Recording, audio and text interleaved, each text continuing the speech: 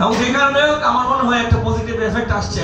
Comparatively আমার সকল ইয়ারের তুলনায় এই ফোর্থ ইয়ারের ছেলেরা একটু উপস্থিতি বেশি ছিল এবং ক্লাসে এরা মানে সকল কিছুতে, কলেজে সকল প্রোগ্রামে, ক্লাসে উপস্থিতি, সকল কিছুর মানে অংশগ্রহণ ভালো ছিল।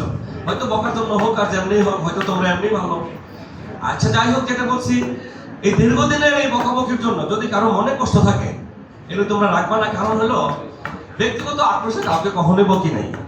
এটা জাস্ট দায়িত্ব থেকে একটা শৃঙ্খলাতে আনার জন্য, আমার হয়তো তোমার জন্য না, তোমাকে দেখে তোমার পরবর্তী জেনারেশন যেন শিখে, সেই কারণে একটা নিয়ম শৃঙ্খলার মাঝে রাখতে গিয়ে অনেক সময় অনেক কথা বলছি।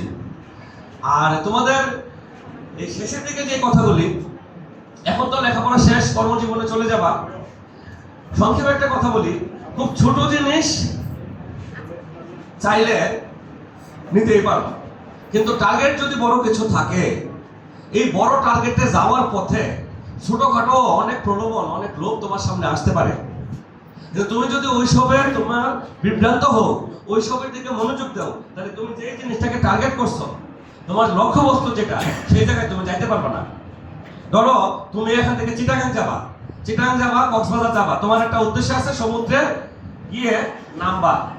রাস্তার মাঝে ডোবা দেখতে পারো, পুকুর দেখতে পারো, দেখা যদি মনে হয় যে নামি একটু গোসল করে যাই।